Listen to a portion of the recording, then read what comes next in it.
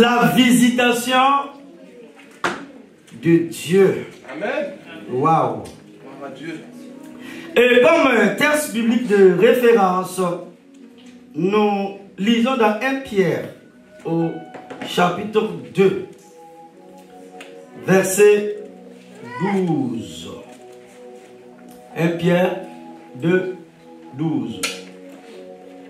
Ayez une bonne conduite au milieu des non-croyants, afin que là même où ils vous calomnient, comme si vous faisiez le mal, ils remarquent votre belle manière d'agir et rendent gloire à Dieu le jour où il a intervenu, le jour où il interviendra. Je vais lire dans une autre version. Ayez une conduite honorable parmi les gentils, afin qu'ils parlent contre vous comme des malfaisants, qu'ils glorifient Dieu par vos bonnes œuvres, qu'ils observent au jour de la visitation. Alléluia. Amen. Le jour de la visitation de Dieu. Notre deuxième texte biblique, vous ne l'avez pas. Luc au chapitre 19, verset 41 à 44. Luc chapitre 19, verset 41. Quand il approcha de la ville et qu'il la vit, Jésus pleura sur elle et dit: si seulement tu avais toi aussi reconnu aujourd'hui ce qui peut te donner la paix, mais maintenant cela est caché à tes yeux. Verset 43. Des jours viendront pour toi où tes ennemis t'entoureront d'ouvrages fortifiés, t'encercleront et te serreront de tous côtés. Verset 44. Ils te détruiront, toi et tes enfants, au milieu de toi, et il ne laissera pas en toi pierre sur pierre, parce que tu n'as pas reconnu le moment où tu as été visité. Amen. Amen. Donc ce texte nous dit, cher évangéliste, Jésus pleure sur Jérusalem. Parce que Jérusalem n'a pas reconnu le jour où le prince de paix l'a visité. En frère, le dictionnaire Larousse définit la visite, sinon la visitation de diverses manières. Mais celle qui correspond le mieux à notre sujet ce matin est celle de l'apparition ou la venue d'une influence ou d'un esprit surnaturel. Dans le sens négatif, lorsqu'il y a une visitation surnaturelle, elle apporte l'adversité, la catastrophe, la détresse, la douleur ou la rétribution.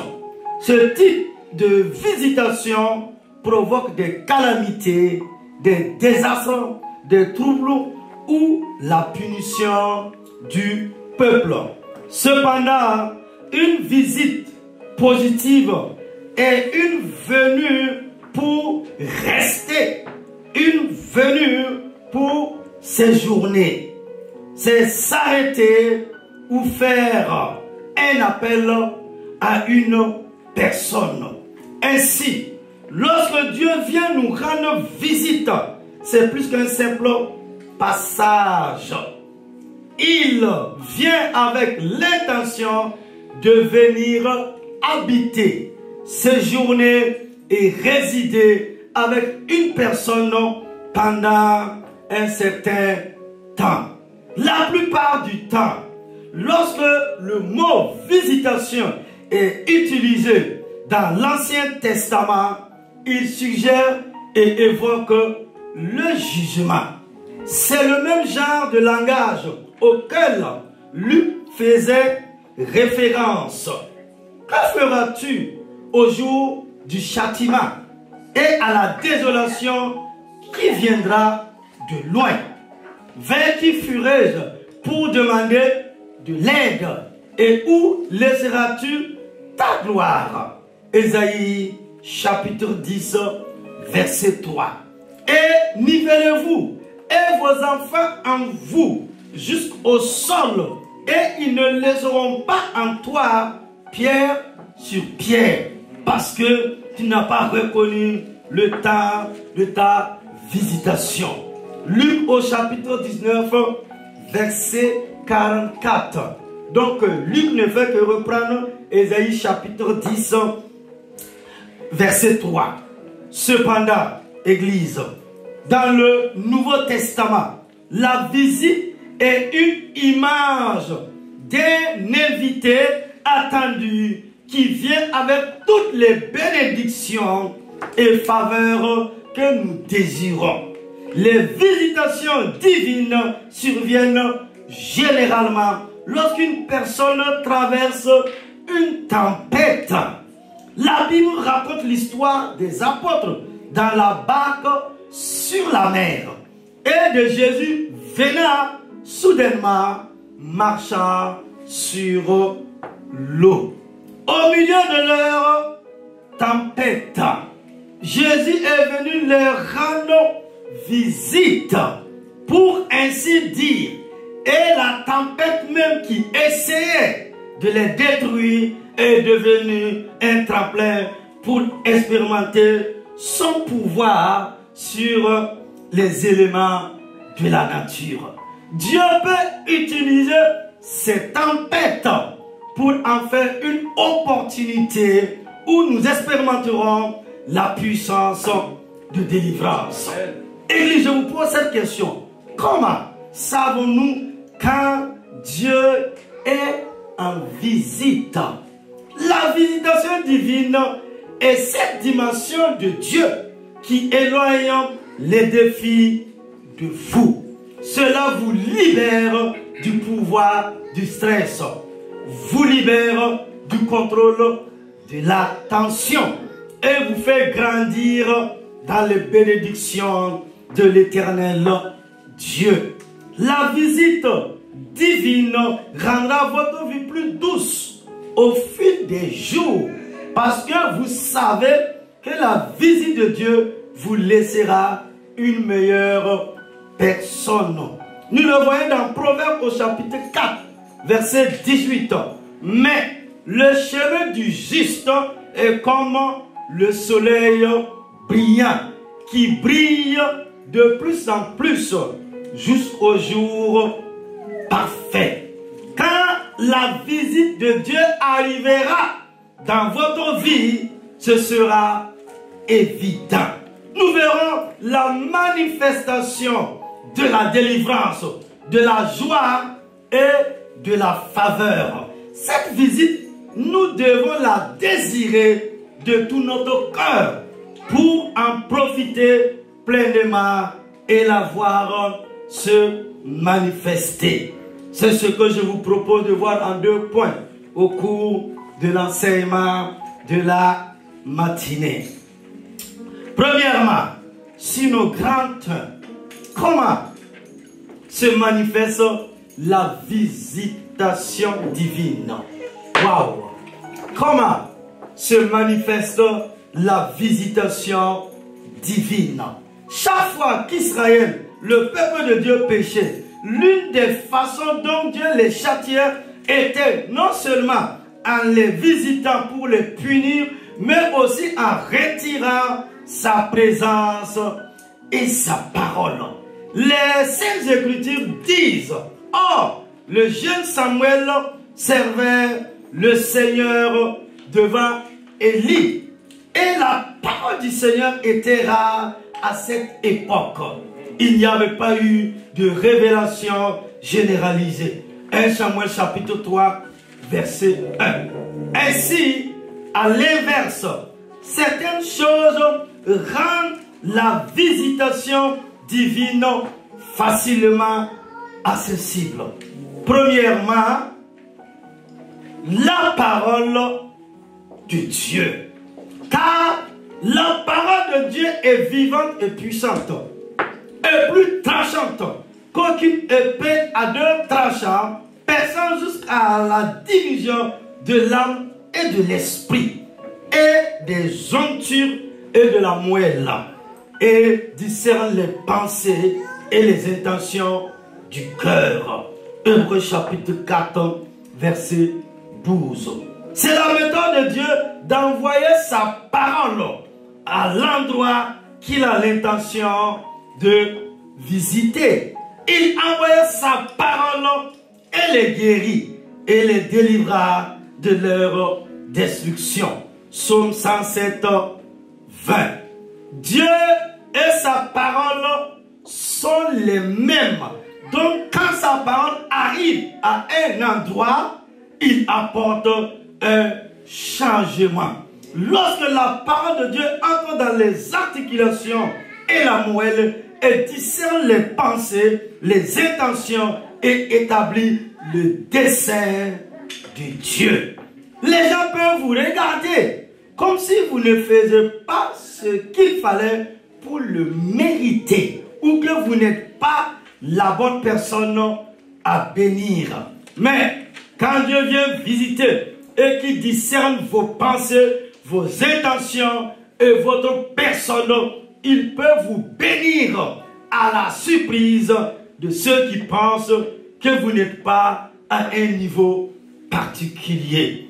La parole de Dieu est active et il l'utilise pour créer. C'est la même parole qui a créé l'univers. Au commencement était la parole. Et la parole était avec Dieu. Et la parole était Dieu. Il était au commencement avec Dieu. Tout a été fait par lui. Et rien de ce qui a été fait n'a été fait sans lui. Jean chapitre 1, verset 1 à 3. Cette parole a créé l'homme. Alors, Dieu dit, faisons l'homme à notre image, selon notre ressemblance, qu'il domine sur les poissons de la mer, sur les oiseaux du ciel, et sur le bétail, sur toute la terre, et sur tous les reptiles qui rampent sur la terre. Genèse au chapitre 1, verset 26. La parole est l'agent que Dieu envoie pour la guérison de l'homme, comme nous l'avons déjà établi dans le psaume 107, 20. Chaque fois que Dieu veut apporter un changement à une situation, il envoie sa parole, parce que sa parole porte la même autorité que sa présence. Dieu et sa parole sont identiques. Dieu ne fait jamais rien sans le dire d'abord. En fait, il dit, je ferai une grande chose. Les oreilles qui l'entendront seront ravies. Waouh! Chaque fois que sa parole se manifeste avec puissance et autorité, ce n'est pas seulement une parole qui est connue mentalement, mais c'est une parole qui est expérimentée puissamment. En conséquence, il y aura du pouvoir dans de tels endroits. Et voici ce que la Bible nous dit dans Ecclésiaste au chapitre 8, verset 4. Là où est la parole d'un roi, là est le pouvoir. Et qui peut lui dire, que fais-tu? Yes. Là où est la parole d'un roi, là est le pouvoir, la puissance, l'autorité. Et qui peut lui dire, que fais-tu? Oh, alléluia. Lorsque la parole de Dieu vous visite et vous donne une révélation, cette révélation peut vous faire reculer ou vous mettre en avant. La parole révélatrice aboutit à la visitation divine. C'est la parole en vous qui détermine le miracle autour de vous. Quand Simon-Pierre a dit à Jésus, nous n'avons rien pris qu'à ta parole, il a immédiatement fait de la place pour que la parole change sa situation. Quand Dieu a voulu façonner le monde, c'était avec cette parole prononcée. Jusqu'à ce que Dieu parle sur votre situation, les ténèbres continueront de régner. Les ténèbres ont régné sur la terre des hommes jusqu'à ce que Dieu lui ait annoncé sa parole. Alors Dieu dit que la lumière soit, et il y avait de la lumière. Genèse au chapitre 1, verset 3.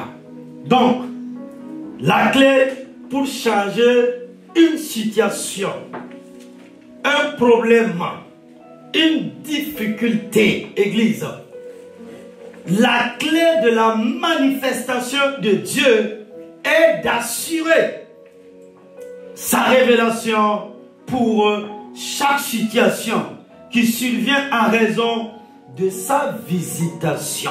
Lorsque la parole visite votre vie, elle enlève votre frustration et vos défis. Dans Deutéronome 32, on voit que Dieu a conduit Israël, son peuple.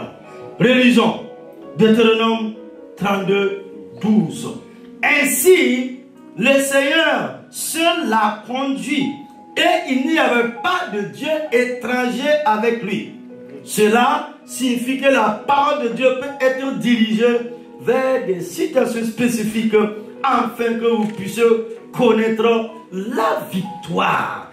C'est pourquoi ainsi parle l'Éternel, le Seigneur Dieu des armées, parce que tu prononces cette parole. Voici, je mettrai dans ta bouche mes paroles en feu et ce peuple en bois et il les dévorera.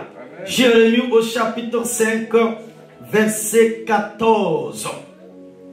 Ceux qui reçoivent la parole et la libèrent se sont préparés pour la visitation de Dieu. Alors, pour renforcer sa présence et sa visite, aimez sa parole. Aimez la parole de Dieu. Profitez-en plus que votre nourriture nécessaire. Implorez, méditez dessus. Ce livre de la loi ne se lèvera pas de ta bouche, mais tu le méditeras jour et nuit, afin que tu t'appliques à faire selon tout ce qui y est écrit. C'est alors tu feras prospérer ton chemin et alors tu auras un bon succès. Amen. Jérémie 1, Josué chapitre 1 verset 8 plutôt. Vous ne pouvez jamais vous appuyer sur Dieu et échouer. Amen. Ce n'est pas possible. Église, oh yes. Amen. Tu ne peux pas t'appuyer sur l'Éternel Dieu des armées et échouer. C'est vrai. Jamais. Gloire à Dieu. C'est pas possible. Ça c'est un miracle négatif. C'est vrai. Nous ne pouvons pas nous appuyer sur le Tout-Puissant et échouer. Non. Et ne pas vivre le miracle de Dieu. Non. Et ne pas vivre des prodiges. Alléluia. Dieu était un appui, une forteresse, un bouclier. C'est le rocher de tous les âges. Oh Seigneur, je m'appuie sur toi. Gloire à Dieu. Tu es source de gloire, de puissance. Alléluia. Et de lumière. Oui. Éclaire-nous par cette parole. Oui, Seigneur. Au nom de Jésus. Oui, Saint-Esprit. Nous arrivons au grand 2. Grand 2. Les amplificateurs de la visitation de Dieu. Waouh.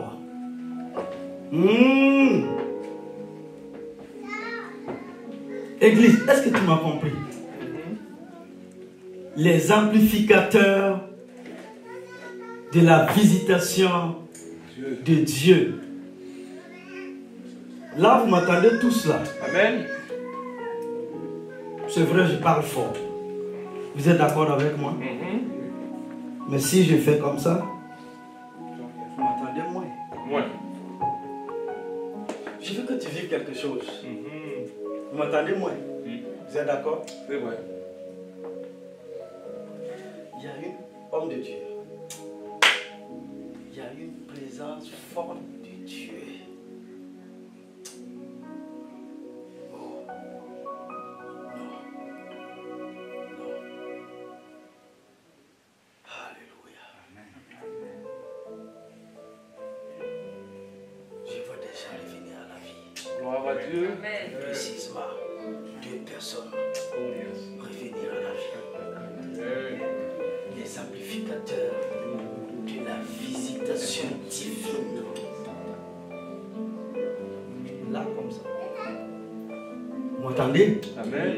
Mais autrement, les amplificateurs de la visitation de Dieu. Acclame la parole de Dieu. Gloire à Dieu. J'ai dit, acclame la parole de Dieu.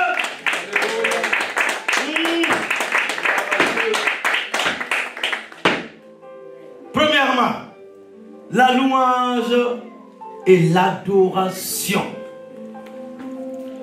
Provoquer une visitation divine se fait facilement par la louange et l'adoration.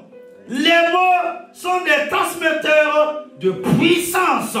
Les mots portent la grâce. Les mots transmettent l'onction.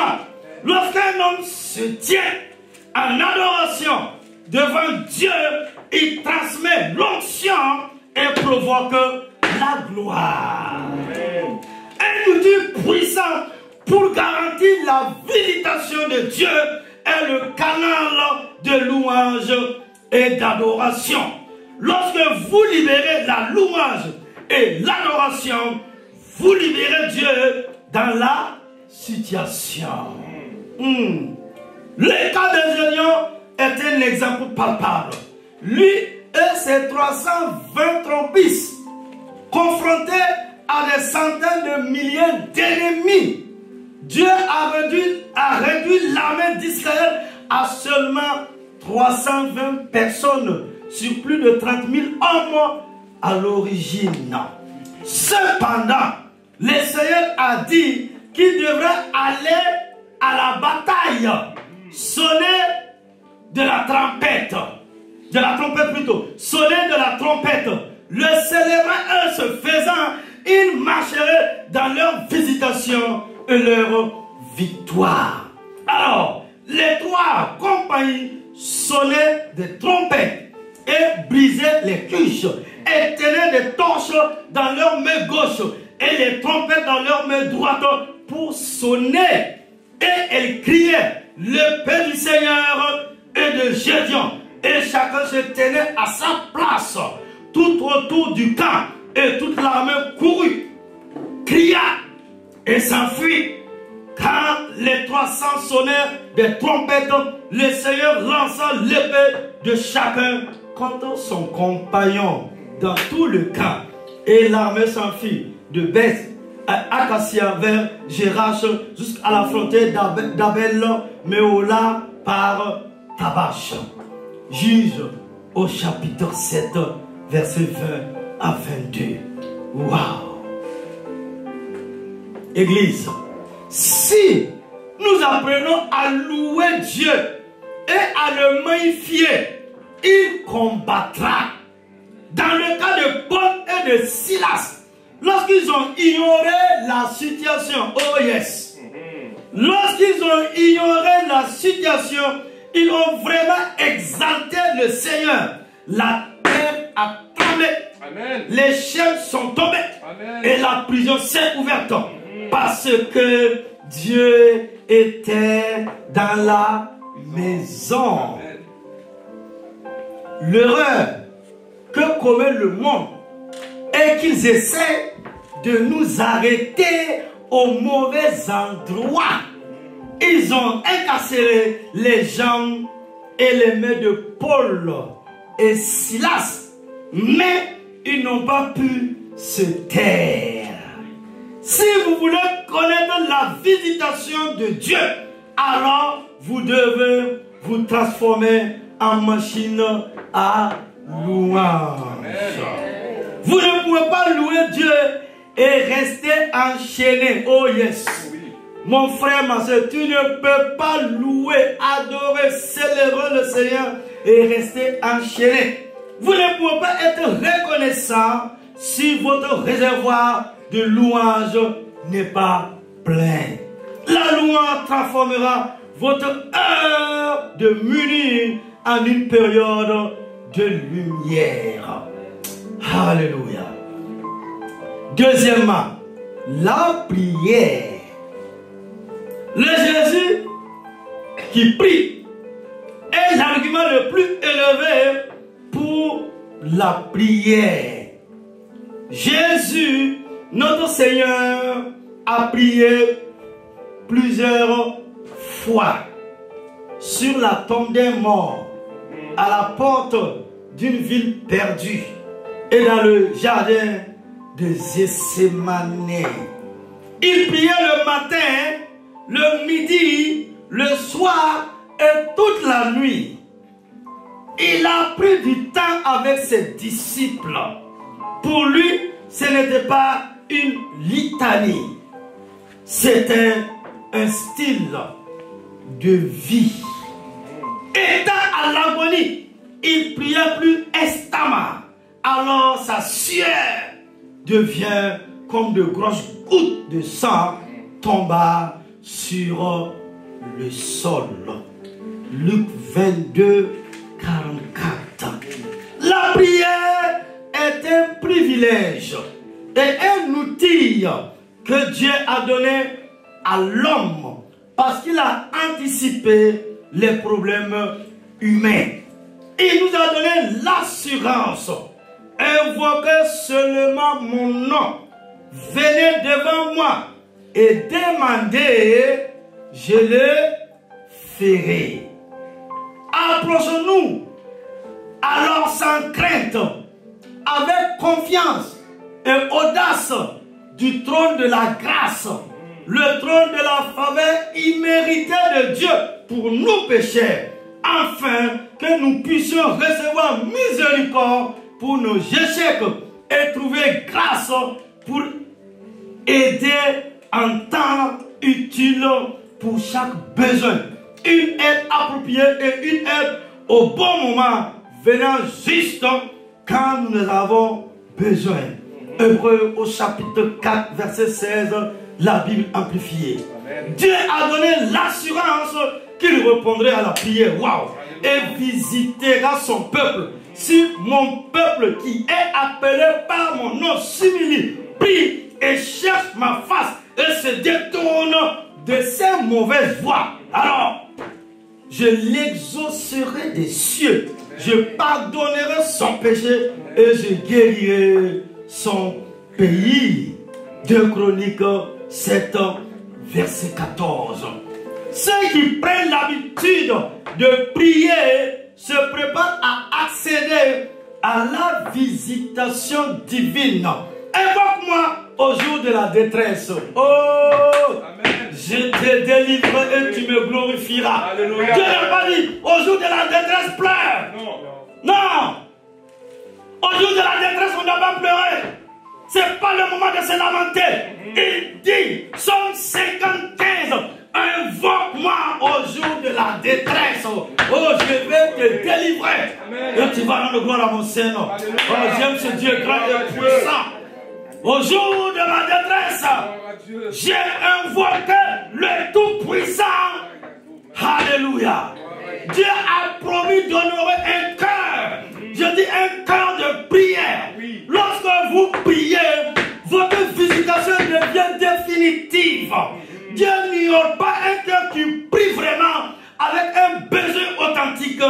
et un espoir sincère. Le Créateur pose la question à Israël, son peuple, par la bouche du prophète Ésaïe. Je parle à nos mamans en ce matin. Je parle à nos soeurs.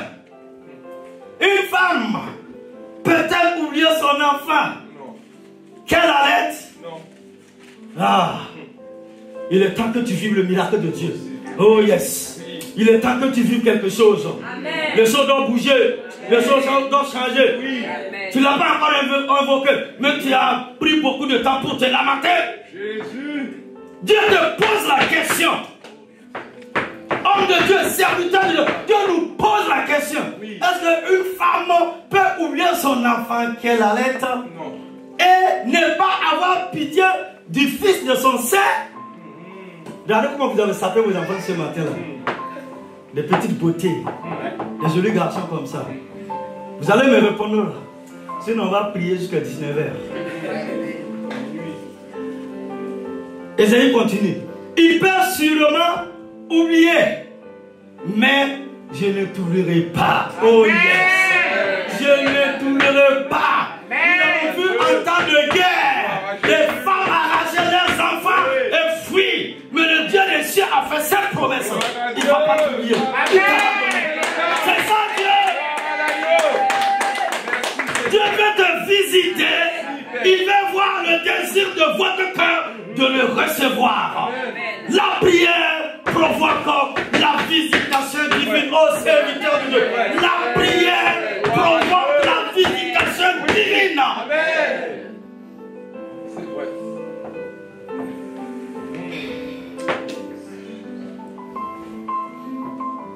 Quand Israël invoque le Seigneur, au temps de sa détresse en Égypte, Dieu visita son peuple et renversa l'oppression qui semblait impossible à vaincre.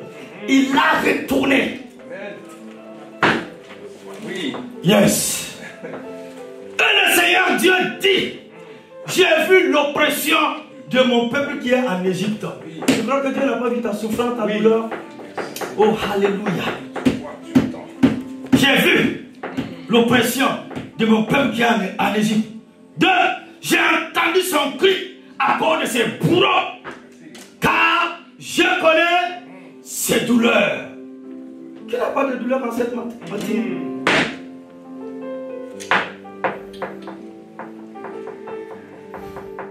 Exode 3:7. La Bible dit quoi? Ma soeur. Le cri les a sauvés.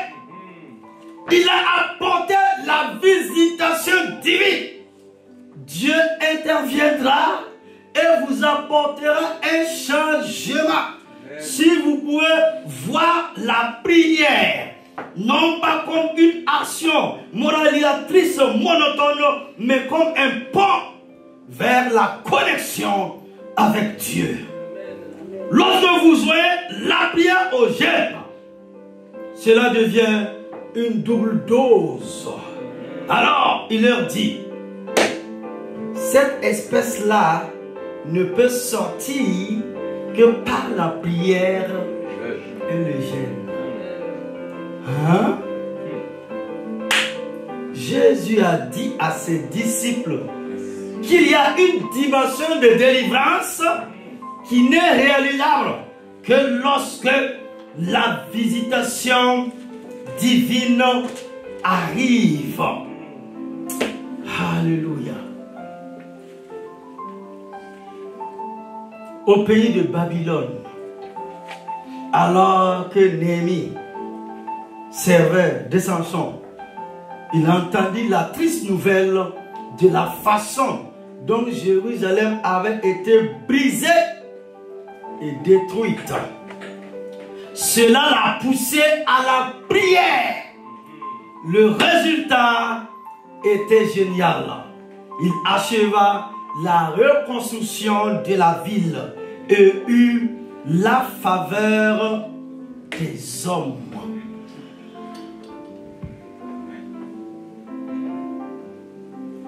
Il dit, cette espèce-là ne peut sortir que par la prière et le jeûne.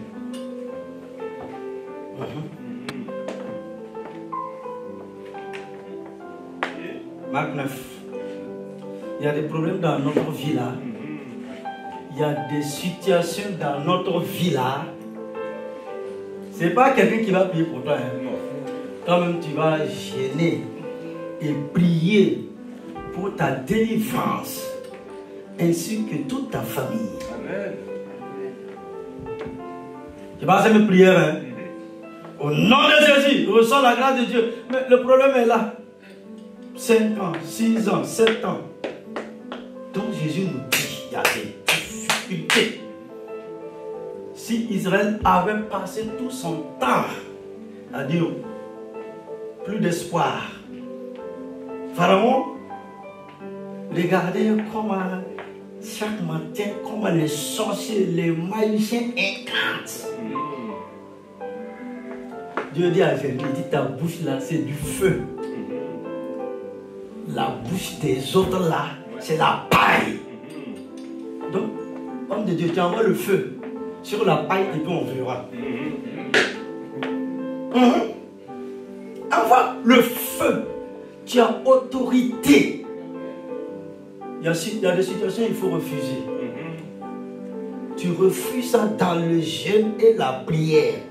Le feu, cette année-là, tu vas prier comme un malade. Tu vas prier comme jamais tu as prié. Tu vas prier de toutes tes forces. Si Jésus a prié, si en Égypte, ils ont dit Israël a crié. Ils ont crié. La prière. Oh.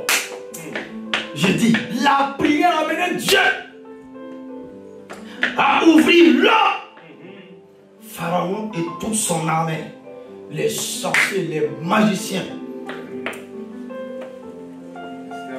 cadavres, fini. Nous sommes dans les derniers jours. Plus la fin approche, plus l'ennemi est enragé. Donc nous devons augmenter la dose. Nous devons augmenter la dose de la prière pour vivre le miraculeux de Dieu. Amen. Tu peux refuser le pronostic de docteur comment? Dans la prière et dans le jeûne. Refuser tout ce que les appareils peuvent dire. Est-ce qu'il y a la vue du Saint-Esprit est plus puissant, plus grand que tout? Nous sommes devant une difficulté. Dites-moi, quel est ce démon qui peut résister face à la puissance de la prière? Jésus a fait quoi? La prière, c'est un style de vie. Matin, midi, soir. Et la Bible dit, écoute-moi bien, la Bible dit toute la nuit. Je suis en train d'essayer. Il dit toute la nuit.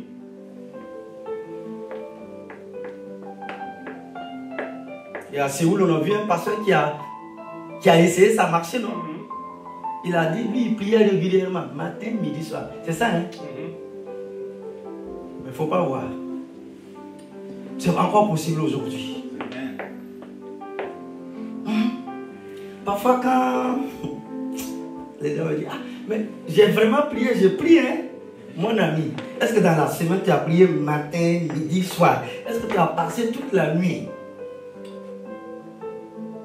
Femme, tu laisses le mari, les enfants, tout le monde, ferme la porte de minuit à 7 h du matin. De minuit à 7 h du matin. Tu es au pied du maître. C'est pareil aussi pour les hommes. Quand tu vas parler seulement, la situation va changer. Amen. Ça va changer. Ce que les hommes ont pu attacher là, tu peux détacher ça par la puissance de la prière. Amen.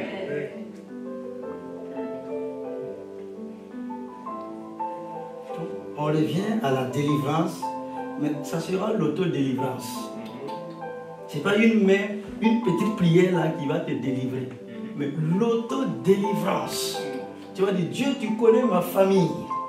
Le problème principal. Viens. On ne parle pas. On prie. Et Dieu va se manifester. Alléluia. Comme qui est assise là. Mais tu es un feu.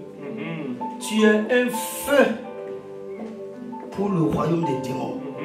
Lève-toi dans la prière. Amen. Manifeste l'onction. Non. Comment on peut accepter la stérilité des choses comme ça?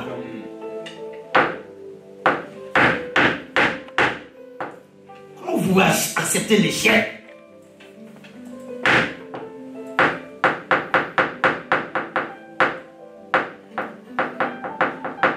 Quelqu'un peut ne pas avoir l'exaucement, mais pas toi. Quelqu'un peut ne pas avoir du travail, mais pas toi. Amen. Il dit, invoque-moi au jour de la détresse. Tu vas être violent, violente dans la prière. Amen.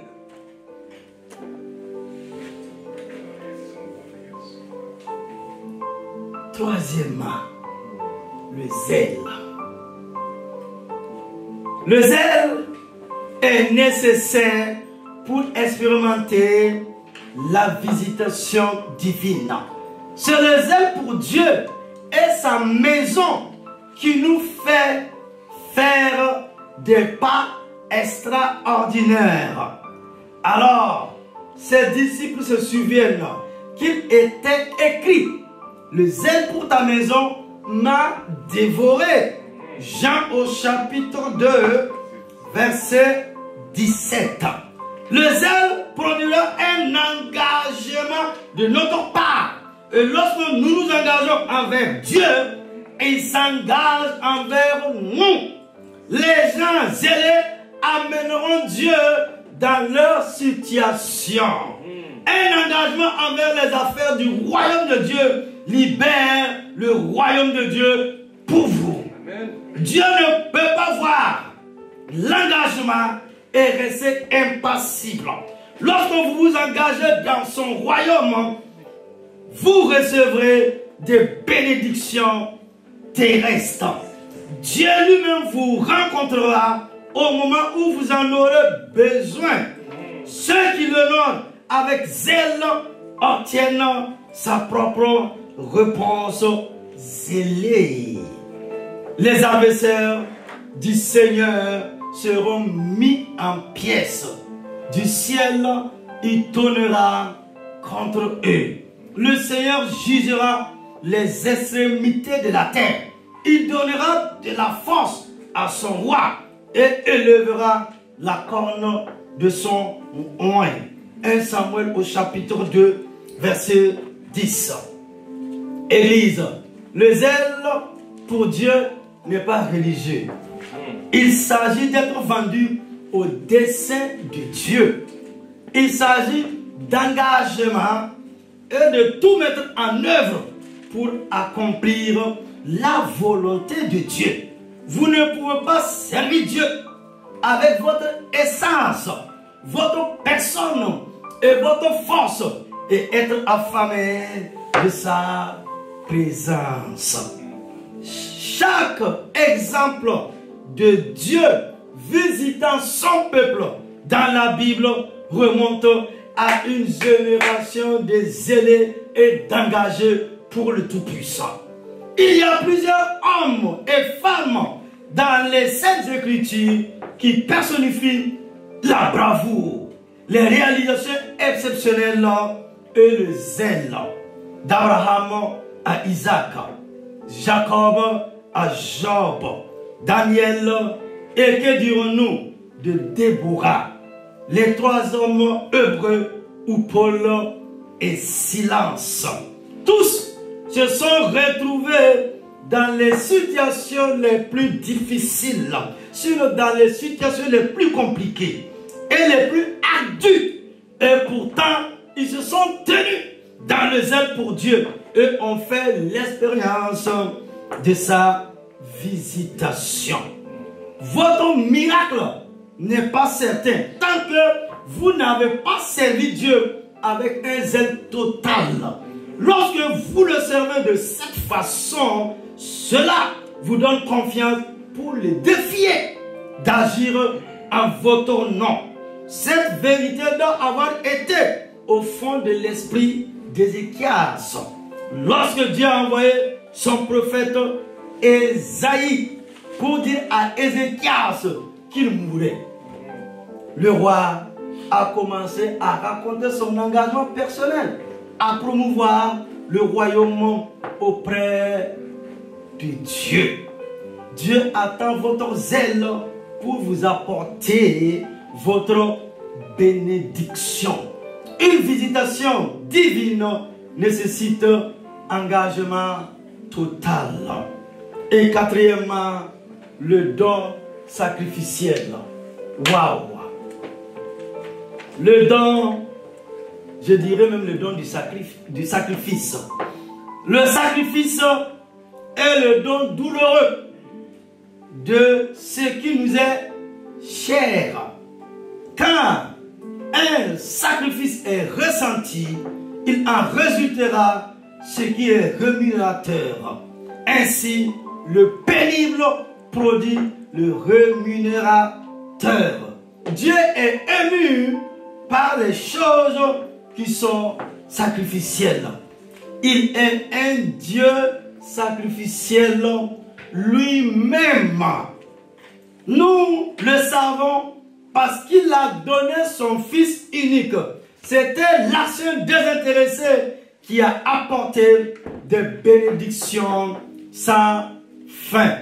Car Dieu a tant aimé le monde qu'il a donné son Fils unique, afin que quiconque croit en lui ne périsse pas, mais qu'il ait la vie éternelle. Jean au chapitre 3, verset 16. Ainsi, rien ne touche le cœur de Dieu comme un sacrifice, parce qu'il est lui-même l'incarnation du sacrifice. C'est par le sacrifice que Abraham s'est fait aimer de Dieu. Amen. La réponse de Dieu à Abraham n'était pas parce qu'il avait l'air gentil. C'était plutôt parce qu'il obéissait et s'engageait dans ce sacrifice. Sur le mont Morija, il plaça son fils unique sur l'autel de pierre, prêt à le couper en morceaux avec un couteau tranchant et sciant s'il plaisait au Dieu qu'il servait. Cela a provoqué la visitation du ciel. Et j'arrive à la conclusion. La visitation de Dieu amène le doigt de Dieu pour montrer qu'il irait en mettre sur les questions relatives à votre vie. Une visite comme celle-ci se produira lorsque vous vous attendrez le moins. C'est dans des moments comme ceci que Dieu montre sa souveraineté.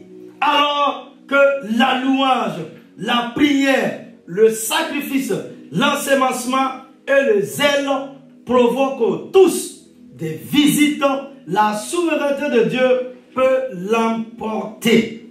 À cause de cela, Dieu peut visiter à un moment où vous n'êtes même pas le candidat probable.